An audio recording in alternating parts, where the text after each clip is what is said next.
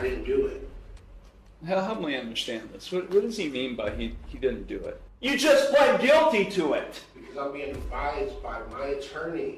I just accepted your plea of guilty to this charge, Mr. Harris. I'm trying to pull teeth here about what happened. I'm sentencing you, and I don't have all the information. Was he in the car? I'm living paycheck to paycheck. Okay. I have 5 kids. No one's letting me talk. This case is going to a jury trial. I'm vacating the conviction. You want your trial? You got it, Mr. Harris. This defendant waited until the absolute last minute to back out of his plea deal, and it ended up being one of the biggest mistakes he could have made. Honestly, I want to know what you guys would have done if you were in his attorney's shoes. His lawyer had clearly worked hard to put together what looked like a solid plea deal, and this guy couldn't even stay quiet for 5 minutes.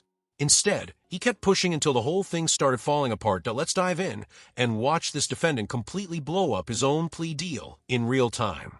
Pending against Mr. Harris is a charge of failure to stop after a non-public road accident. The offer that we have discussed here would be an amendment of the charge to the charge of failure to stop after an accident involving the property of others. The difference between this charge and the original charge is that this charge does not carry a mandatory license suspension. The damage to this vehicle, which was a 2001 Chevy Blazer, was the grand total for the repairs $6,874. The city is recommending probation, whatever fine the court deems appropriate. Mr. Heasley? Thank you, Your Honor. He very much wishes to resolve this matter, Your Honor, along the lines of the stated plea offer, although he is aware that this court does not have to follow such plea agreement. Normally, I don't allow pleas to, this late in the game. We've had, I think, 4, maybe 5 pretrials or status conferences. Because the level or degree has not changed, and essentially not much has changed in the way of the plea other than what was outlined by the counsel, I will allow this plea to go forward. Thank you. Mr. Harris, it's my understanding today you wish to plead guilty to an amended charge of failure to stop after an accident involving property of others, a first-degree misdemeanor, a violation of Section 335.14a of the Conneaut City Ordinances. Is that what you wish to do today? Yes. You understand by pleading guilty to this charge that you are waiving your right to a trial, which includes your right to cross-examine witnesses and to confront evidence presented against you. You'd be waiving your right to testify or not to testify without any negative connotation. You'd be waiving your right to subpoena witnesses. You'd be waiving your right to a jury trial. You'd be waiving your right to be proven guilty beyond a reasonable doubt. All of those are trial rights you'd be waiving by pleading guilty to this amended charge. Is that what you wish to do? Yes. And are you thinking clearly and you understand everything that's happening? Yes. Okay, I'm going to provide to you, Mr. Heasley, a written waiver of your trial rights and right to a jury trial and acknowledgement of effective plea. If you find that document acceptable, you can sign and date it. Harris and myself have executed the waiver of trial rights and right to a jury trial and acknowledgement of effect of plea in this instant case, handing it to the bailiff. Thank you very much.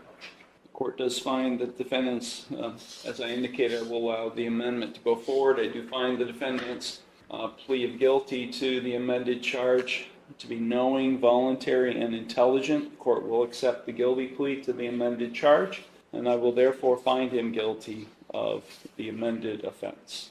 We will now proceed to sentencing. Mr. Heasley, is there anything you or your client would like to say at this time before I impose sentence?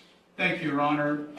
My client, as indicated earlier, does wish very much to resolve this matter, and that basically what influenced the decision not to go to trial, which of course belongs to the defendant rather than counsel. We're aware that there is restitution to be made in this matter, and hopefully that will not be a problem. And he's aware of the possible sanctions that come along with this offense. We would hope that the court not suspend his driving privileges if possible. Mr. Harris, is there anything you would like to say at this time before I impose sentence? I'm not sure I'm allowed to say, so I just want to hope that I keep my license. I don't know what I can say, so. Okay. That's all? Yeah. Okay. Okay. Back on December 21st, Ms. Kreider's vehicle was parked in front of her residence in the street. It was struck by another vehicle. Officers investigated the matter, determined that the vehicle belonged to Mr. Harris. And at that point in time, they found pieces of the vehicle that were there, including a piece of a Cadillac grill ornament. And they matched it to the front of Mr. Harris's vehicle, and it fit. A piece of the Cadillac grill ornament fit perfectly. So that's how it was determined that Mr. Harris's vehicle was involved in the accident. Thank you. Ms. Kreider, is there anything you would like to say at this time before I impose sentence? No? Okay. Thank you. So I think if there's a restitution component being included in, it seems, because this was not a citation that was issued, this was a complaint filed by the law director, so I can't tell from the paperwork filed with the court whether he had insurance or not, but I'm assuming since restitution is a component of the sentence that there was no insurance? I wasn't the one driving it, so Was there insurance on the vehicle? I don't know. I didn't do it, so I don't know. I didn't have the car in my possession. Help me understand this. What does he mean by he didn't do it? I'm sorry. We were prepared, Your Honor, although he does wish to resolve this matter, according to the offer which was just recently extended to us, with trial on this matter. But he has waived his rights to... I understand. Just tell me what happened. I understand. Just tell me what happened. I'd like to know what he's claiming happened. Another individual, Your Honor, was operating the vehicle at the time of the accident, not Mr. Harris. But he does wish to resolve the matter in lieu of trial. I just accepted your plea of guilty to this charge, Mr. Harris.